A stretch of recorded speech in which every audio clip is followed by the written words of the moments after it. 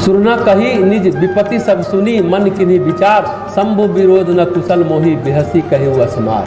अब कामदेव प्रकट हो गए, देवताओं ने विपत्ति सुनाई कामदेव। तो अभी तक जो प्रसंग चल रहा था कथा की, यह पूर्व पीठिका थी। ये जो 9 दिनों तक चलने वाली बात है, अब उस पर हम लोग बात कर रहे हैं। पूर्व पीठिका भूमिका थी, प्रस्तावना थी जो कही। अब कथा आगे है कि देवताओं ने कामदेव को अपनी सारी विपत्ति बताई थी। सुनकर कामदेव ने मन में विचार किया और हंसकर देवताओं से कहा, देखो भाई, शिव जी का विरोध करने में मेरी कुशलता तो नहीं है, विपत्ति है, लेकिन तुम लोग का तारकासुर का तांडव चल रहा है। कब मरेगा? जब निमित्त बनेगा, कारण बनेगा, जब भगवान शिव का पुत्र पैदा लेगा। और भगवान शिव को पुत्र तब होगा जब पार्वती से विवाह होगा, और पार्वती से जो पुत्र होगा वह तारकासुर को मारेगा। कामदेव जानता है ऐसा करने पर मेरा कुशल नहीं है, मेरा मंगल नहीं है, अमंगल है, क्योंकि शिव की प्रकृति काम की नहीं है। प्रकृति में उत्पन्न होने वाली विकृति और शिव के मन में क्षोभ कैसे संभव हो?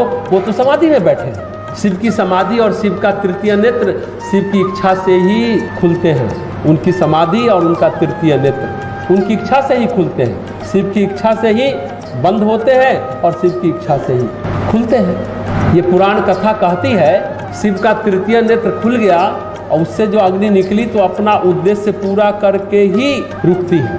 ऐसे नहीं रुकती, बीच में नहीं रुकती, अपना उद्देश्य, अपना लक्ष्य प्राप्त करके ही रुकती है। कोई भौतिक, दैविक, आध्यात्मिक शक्ति उन्हें रोक नहीं सकती। तृतीय नेत्र से जो ज्ञानाग्नि निकलती है उसको कोई रोक नहीं सकता।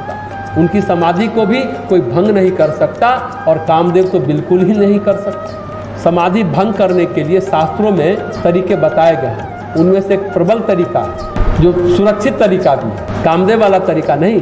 सबसे सुरक्षित तरीका है भगवान नाम के उच्चारण का, जो अभी हम लोग कर रहे हैं। भगवान तो नाम से बंधे हैं, वहां जाएंगे उनकी समाधि भंग हो जाएगी। भगवान नाम का कीर्तन कीजिए ना भाई, बात बनती चली जाएगी। कहते हैं कान में ओंकार की या राम नाम की धुन गुंजाई जाती है तो समाधि टूटती है। ये उपनिषद कहता है, ये शास्त्र कहता है। भगवान नाम, राम नाम या ओंकार ध्वनि कान में सुनाई जाती है तो समाधि टूटती है। कामदेव के कहने से समाधि नहीं टूटती। जैसा हमने कहा, कामदेव का नाम है मनसिज, मनोज और मनमथ, और समाधि तभी होती है जब मनोलय हो चुका होता है।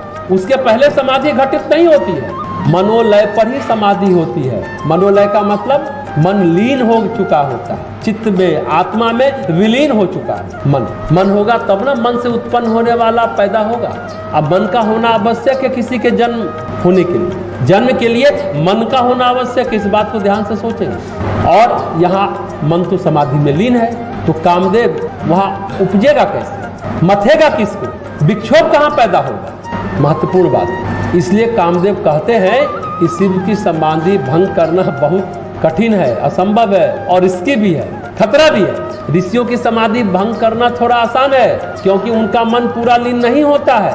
यहाँ मन पूरा का पूरा लीन है महादेव का, इसलिए भंग करना कठिन है, असंभव है। शिव का विरोध कर उनके मन में विकृति पैदा करना आसान ही नहीं है, असंभव है। तो तत्व चिंतन इस चौपाई का है कि देवताओं का कार्य सांसारिक है। संसार और सांसारिकता दोनों का समाधि में प्रवेश नहीं है। संसार और सांसारिकता, काम वो सत्य है जिससे संसार प्रकट होता है। कामनाएं जन्म लेती, काम की कोख से संसार जन्म लेता है। जितने सांसारिक माया प्रपंच हैं उनका बीज काम में निहित है, और भगवान शिव तो निष्काम है। ध्यान से समझने की बात, ये शरीर कैसे पैदा हुआ है? हम सबका काम से, माता पिता की कामनाओं से ये शरीर हमारा जन्म लिया है, ये शरीर का निर्माण हुआ है। तो शरीर में काम का कुछ न कुछ अंश रहता है। कितना भी आप रूपांतरण करें, कितना भी तपस्या साधना करें, कुछ न कुछ अंश रह जाता है। लेकिन भगवान शिव का शरीर तो जन्म उनका हुआ नहीं। उनके कुल का तो हमने बताया, कोई